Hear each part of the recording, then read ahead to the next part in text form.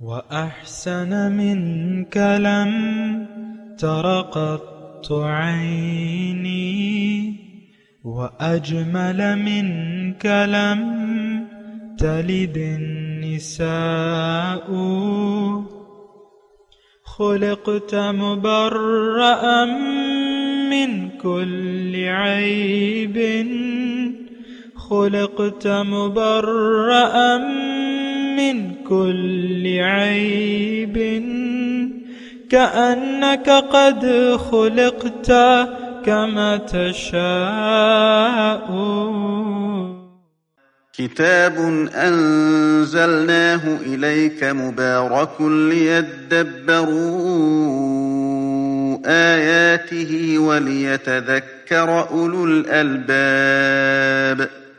یہ کتاب برکت والی ہے جسے ہم نے آپ کی طرف نازل فرمایا ہے تاکہ دانش مند لوگ اس کی آیتوں میں غور و فکر کریں اور نصیحت حاصل کریں. اللہم صلی علی سیدنا محمد وعلی آل سیدنا محمد بعدد کل ذرۃ مئۃ الف الف مرۃ.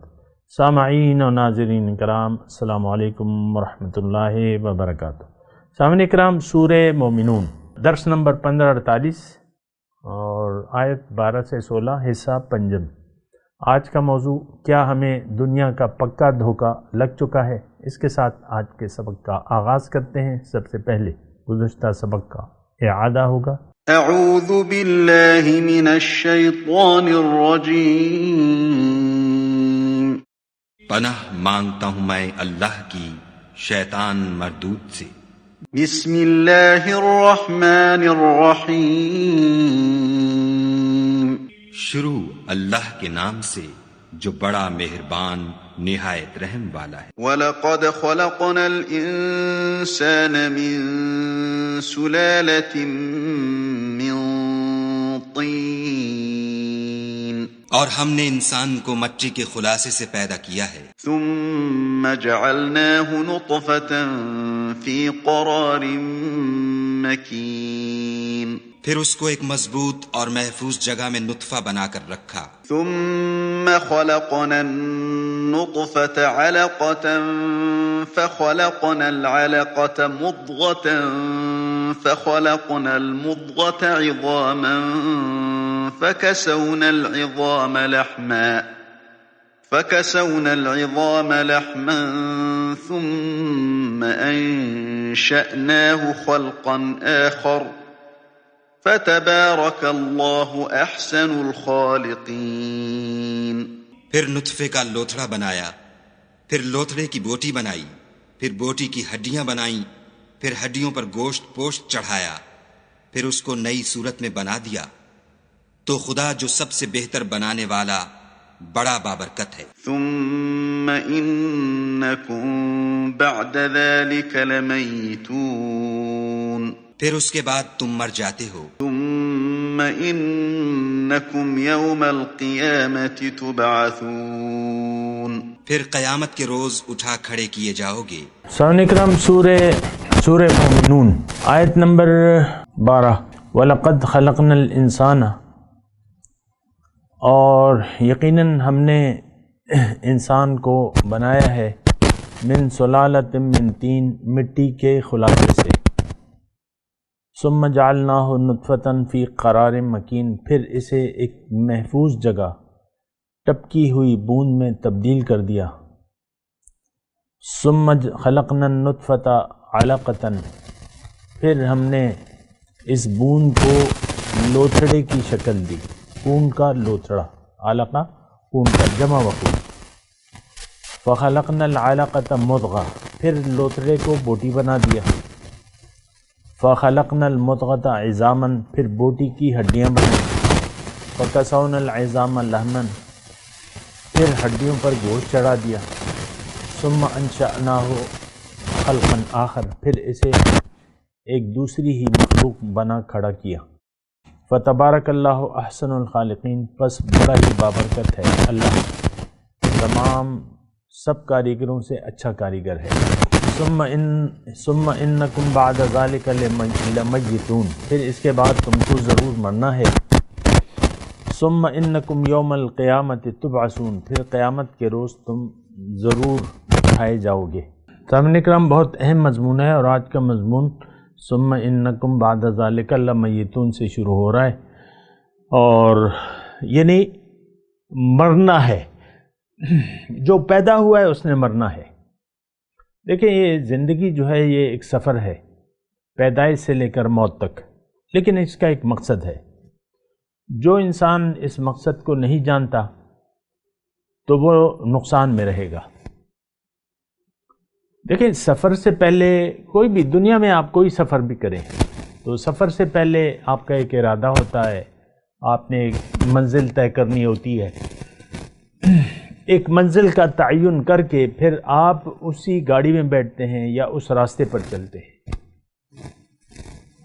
ہمارے ساتھ مسئلہ یہ ہو رہا ہے کہ ایک تو ہم سوچتے نہیں ہیں کہ ہم نے جانا کہاں ہے، منزل کیا ہے، اور راستہ ہم بھٹک گئے ہیں، دنیا کو ہم نے منزل بنا لیا ہے، اور پیدائش سے لے کر موت تک ہم دنیا کے راستے پر چلتے رہتے ہیں۔ یہ بہت ہی زیادہ ایک خطرناک بات ہے۔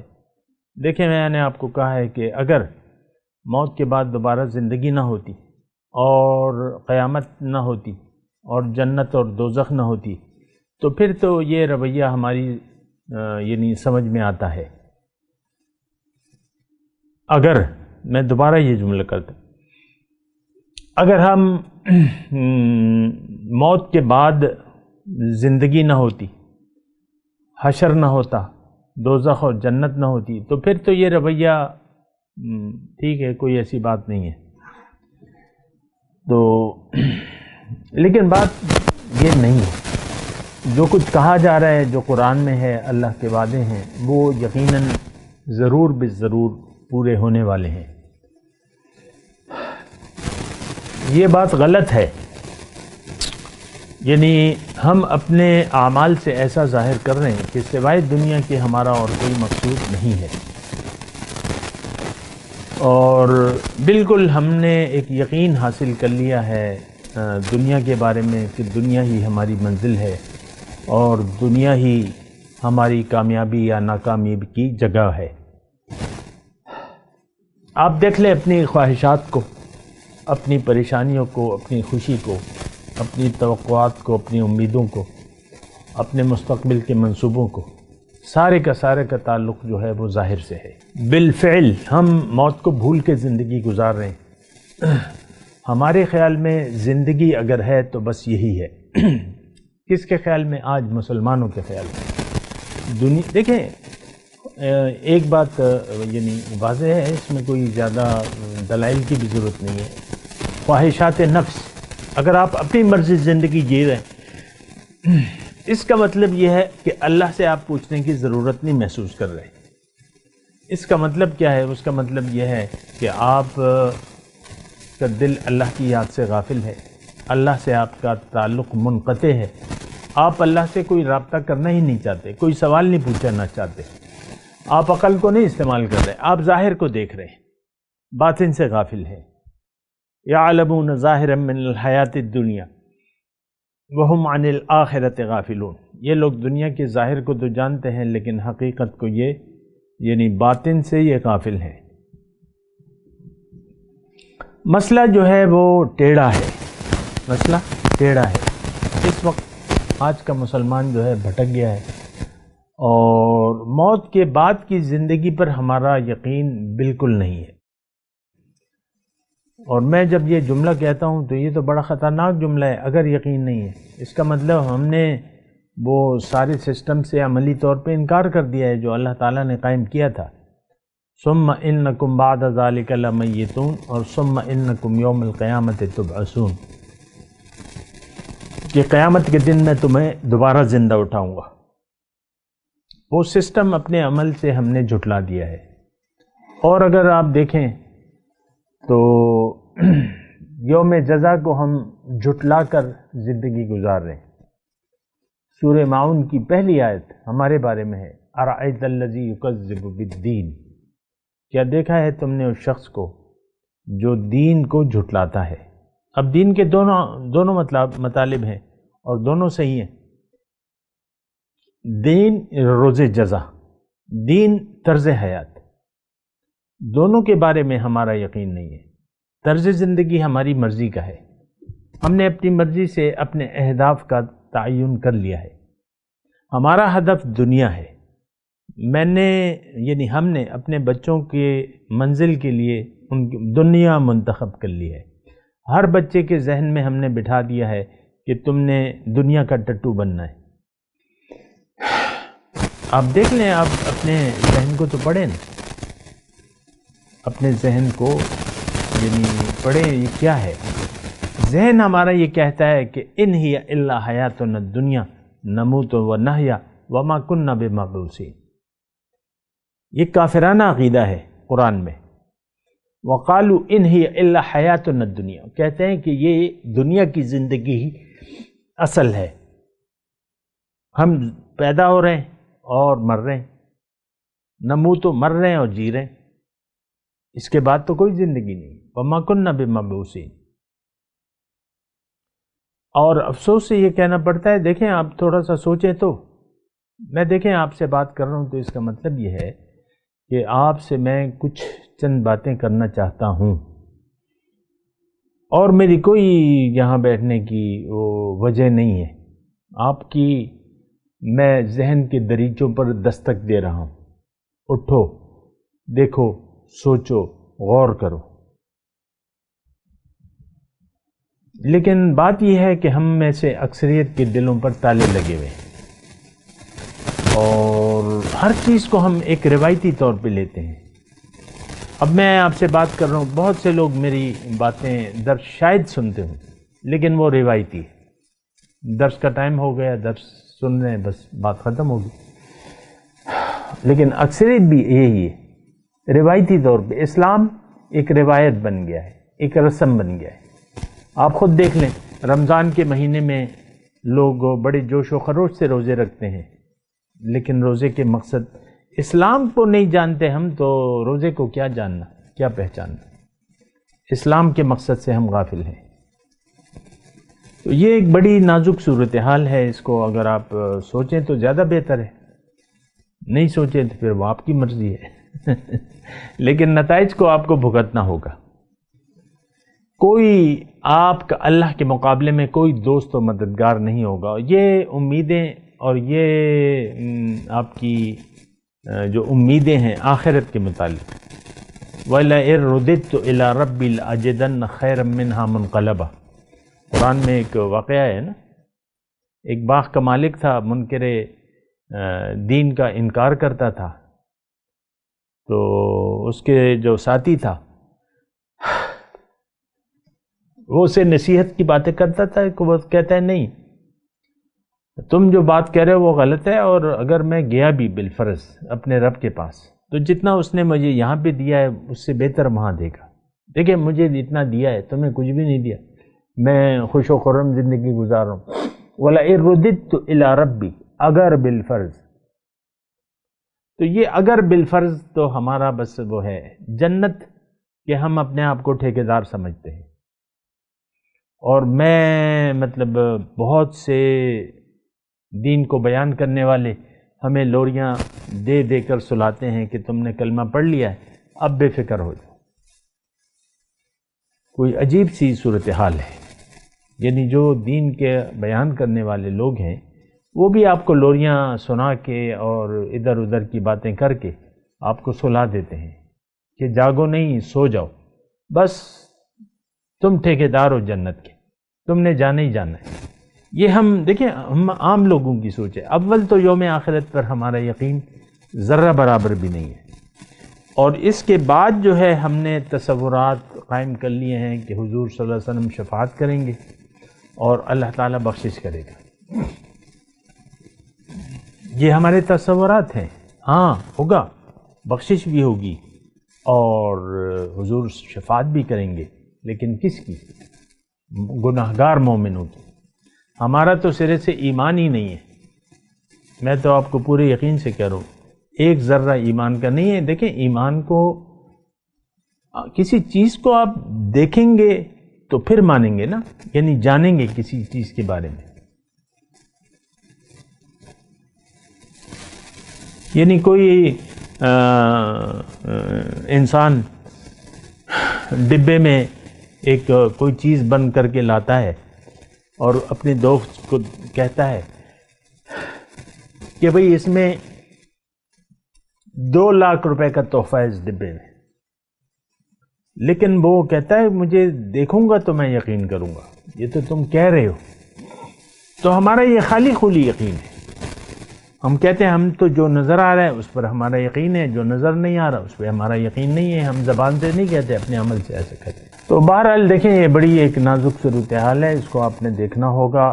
ثم انکم بعد ذالک لمیتون، گرامر کے حساب سے اگر آپ دیکھیں تو اس میں تاکید ہے، لمیتون، ضرور تم نے مرنا ہے۔ ثم انکم یوم القیامت تبعثون، پھر تم قیامت کے دن دوبارہ اٹھائے جاؤ گے۔ تو یہ ہے مسئلہ۔ بہرحال وَلَقَدْ خَلَقْنَا فَوْقَكُمْ سَبْعَ طَرَائِقَ، اللہ تعالیٰ فرما رہے ہیں کہ دیکھو، اچھا ثم انکم یوم القیامت تبعثون، اس پہ میں تھوڑی سی بات کرنا چاہ رہا ہوں اللہ تعالیٰ کی توفیق سے، کہ دیکھیں قیامت کے دن ہم دوبارہ زندہ ہوں گے۔ دراصل یہ زندگی جو ہے یہ ایک یعنی میں کہوں ایک خواب کی مانند ہے، بلکہ یہ نہیں، یہ ایک حدیث کا مفہوم ہے، میں آپ کو بیان کر رہا ہوں کہ لوگ سوئے ہوئے ہیں، جب یہ مریں گے تو یہ جاگ جائیں گے۔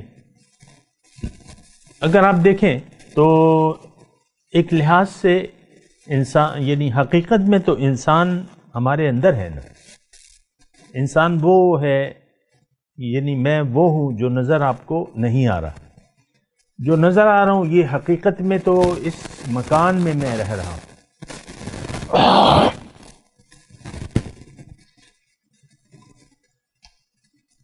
اللہ، تو دنیا ایک مکان ہے، یہ جسم ایک مکان ہے، میں اس میں رہ رہا ہوں، اور ایک خاص عرصے کے لیے اللہ تعالیٰ نے مجھے یہ ساری میرے لیے یہ دنیا بنائی ہے، کائنات بنائی ہے، دنیا بنائی ہے، پھر جسم مجھے تخلیق کیا ہے یہ ان ذرائع سے جو کہ ابھی بیان ہوئے ہیں، اور پھر اللہ تعالیٰ اس کا ایک نتیجہ یعنی ایک منزل ہمیں دیتا ہے کہ تمہاری منزل میں ہوں، انا للہ و انا الیہ راجعون، اے انسان تم میرے ہو اور میرے پاس تیاری کر کے تم نے میرے پاس واپس آنا ہے۔ تو یہ دنیا ہمارے سفر کا ایک حصہ ہے۔ دنیا کیا ہے؟ سفر ہے، پیدائش سے لے کر موت تک۔ اب اس میں ظاہر ہے کہ جب ہم بچہ بڑا ہو جاتا ہے اور عاقل بالغ ہو جاتا ہے تو اس پہ ذمہ داری آ جاتی ہے، کس چیز کی؟ کہ یہ اپنے آپ کو پہچانے، اپنی منزل کو پہچانے، اللہ کو منزل بنا لے اور اللہ کے راستے پر چلے۔ اگر یہ ایسا نہیں کرتا تو یہ ناکام ہوگا، بالکل واضح بات ہے، کھلی بات ہے۔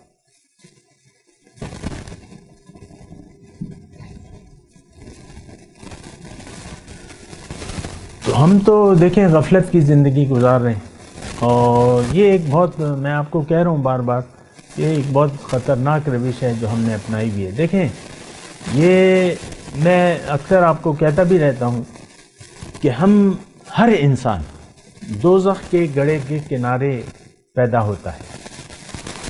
دنیا میں جب ہم آتے ہیں تو ہماری مثال ایسی ہے کہ ہم دوزخ کے گڑھے کے کنارے پر ہمیں اللہ تعالیٰ نے پیدا کیا ہے۔ پھر اللہ تعالیٰ نے پیغمبر کو کتاب دے کے اس کو داعین الی اللہ کہہ کر اس کو دعوت دینے کی ڈیوٹی دے کر پیغمبر جو ہے ہمیں بلا رہا ہے اللہ کی طرف۔ اگر ہم نے پیغمبر کی بات سن لی اور اس پر یقین کر لیا، اللہ کو منزل بنا لیا، اللہ کے راستے پر دوڑنے لگے، فَفِرُّوا إِلَى اللَّهِ، تو کام ٹھیک ہے۔ لیکن اگر ہم نے پیغمبر کی بات نہ سنی، اس کو نہ مانا اور اس راستے پر نہ چلے، اللہ کو منزل نہ بنایا، اللہ کے راستے پر نہ چلے، تو ہم یقیناً دوزخ میں گر جائیں گے، اور وہ گرنا کچھ عرصے کے لیے نہیں ہوگا، وہ ہمیشہ کے لیے ہوگا، یہ بات نوٹ کر لیں۔ کیونکہ ہم نے دیکھیں آج کا وقت کیا ہے کہ حضور صلی اللہ علیہ وسلم کی جو دعوت ہے اللہ کی، اول تو ہم جانتے نہیں ہیں، کسی بھی لے مین سے پوچھ لیں کہ بھئی حضور صلی اللہ علیہ وسلم کی اصل دعوت کیا ہے، کسی مسلمان سے آپ پوچھیں تو وہ آپ کو جواب نہیں دے سکتا. سنی سنائی بات اگر کرے گا بھی تو سنی سنائی بات کرے گا. دیکھیں، ایک تو یقین ہوتا ہے، بالکل آپ ہر چیز کے ہر پہلو کو، ایک چیز کے ہر پہلو کو دیکھ کر، سوچ کر، سمجھ کر ایک حقیقت کو جان لیتے ہیں. ہمیں تو اپنی حقیقت کا بھی پتہ نہیں ہے. سچی اور کھری بات یہ ہے. اور ہم لوگ دنیا کے لیے زندگی گزار رہے ہیں. دنیا ہماری منزل ہے اور دنیا کے راستے پر ہم دوڑ رہے ہیں. ہماری ساری زندگی جو ہے وہ دنیا کے لیے وقف ہے.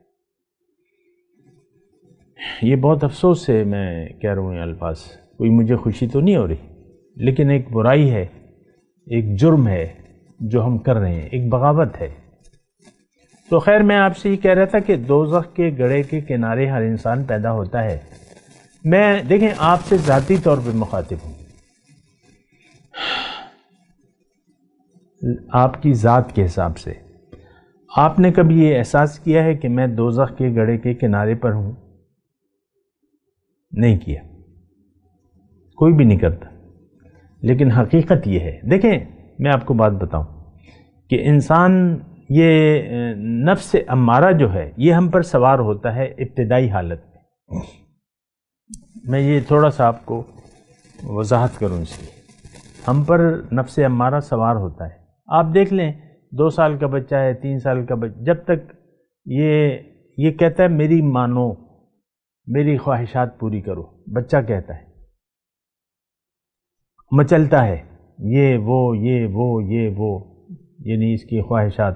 پھر جب یہ جوان ہوتا ہے تو ظاہر ہے کہ وہ نفس امارہ بھی اس کے ساتھ ساتھ بڑا ہوتا رہتا ہے. پھر اس کی ترجیحات بدل جاتی ہیں، لیکن چاہتا ہے یہ کرنا اپنی چاہتا ہے، یہ نفس امارہ.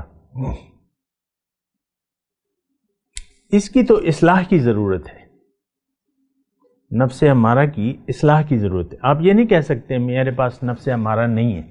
دیکھیں یہ تو ہمارے موضوعات ہی نہیں ہیں. جو میں آپ کو اکثر باتیں بتاتا ہوں یہ ہمارے موضوعات نہیں ہیں، نہ ہم ان پر سوچتے ہیں، نہ سوچنا چاہتے ہیں.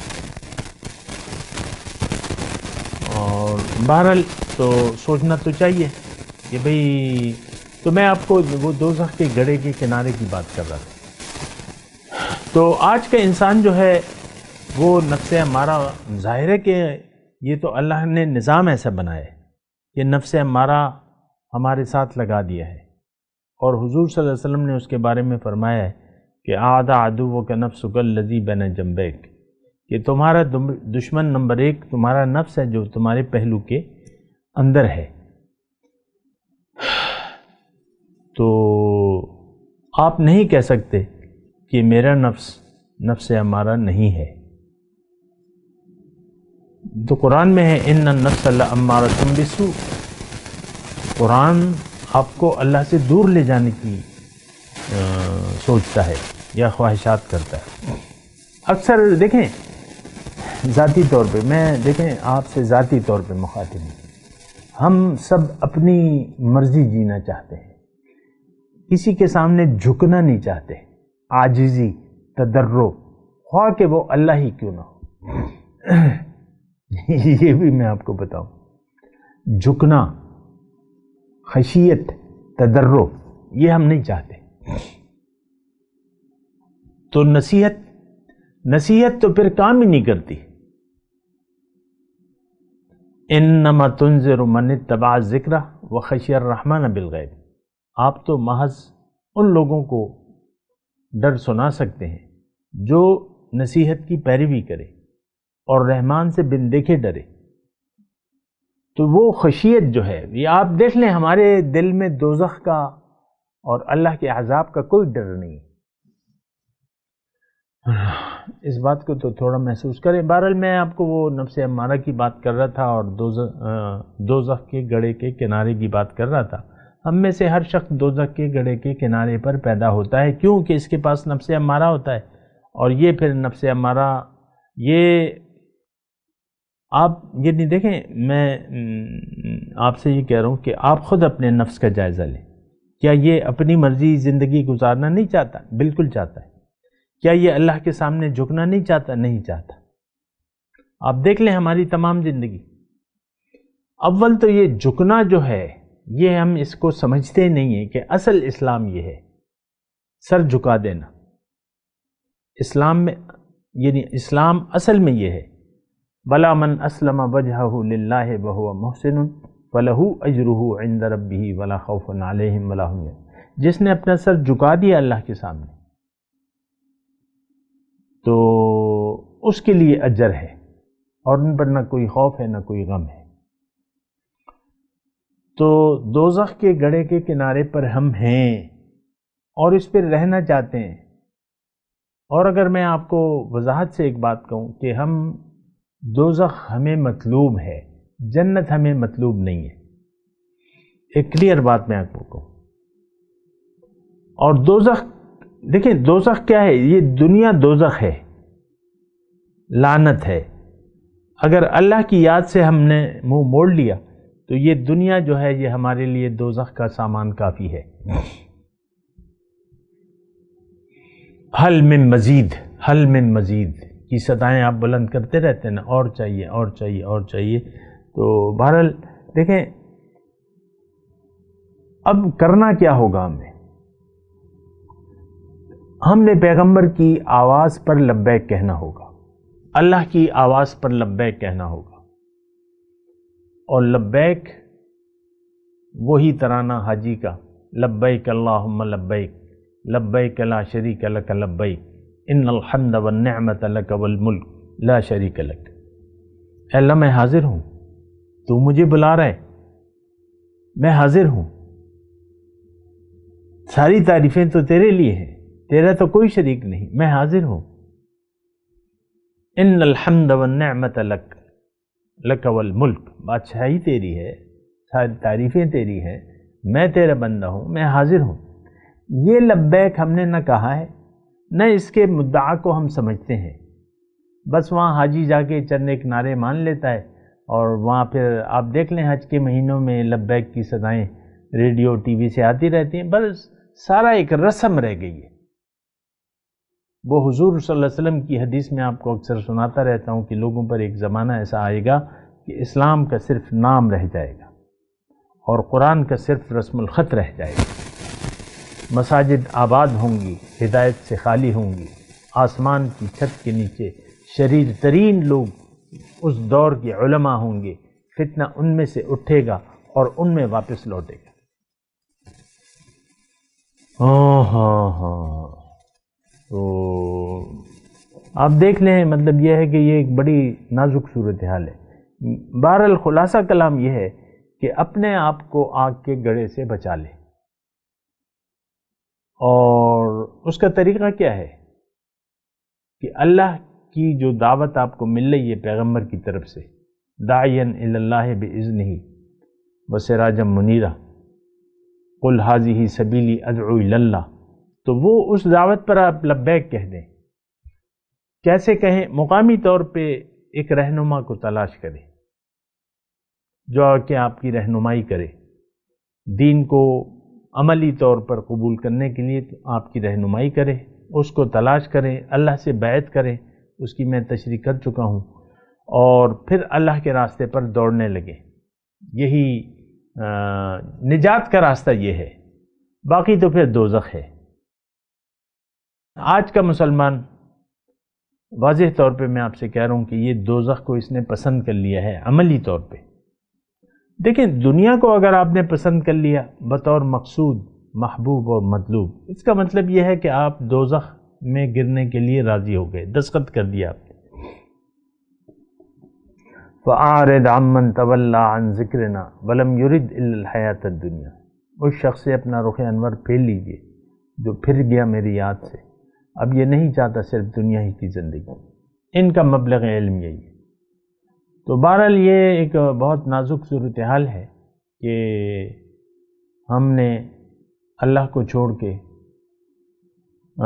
باطل سے دوستی کر لی ہے، شیطان ہمارا دوست ہے، نفس ہمارا معبود ہے۔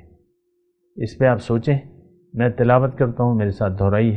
اعوذ باللہ من الشیطان الرجیم۔ بسم اللہ الرحمن الرحیم وَلَقَدْ خَلَقْنَا الْإِنسَانَ مِنْ صُلَالَةٍ مِّنْ طِينٍ ثُمَّ جَعَلْنَاهُ نُطْفَةً فِي قَرَارٍ مَّكِينٍ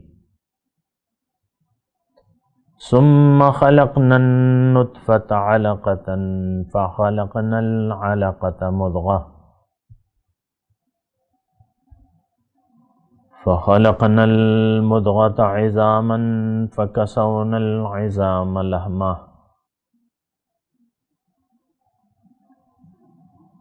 ثم أنشأناه خلقا آخر فتبارك الله أحسن الخالقين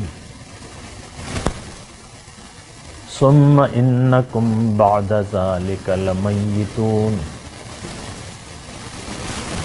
ثم انکم یوم القیامت تبعثون۔ اب ان آیت کی تلاوت و ترجمہ۔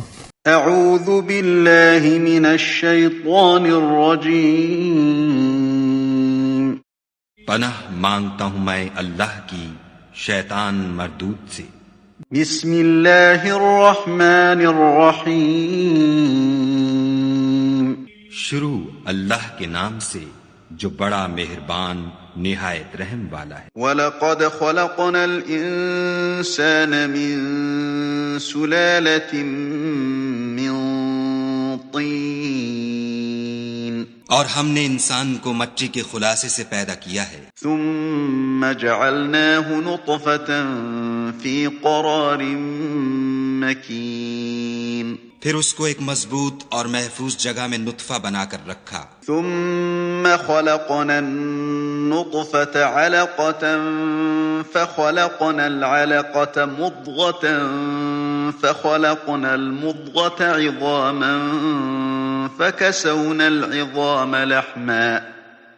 فكسونا العظام لحما ثم أنشأناه خلقا آخر فتبارك اللہ احسن الخالقین۔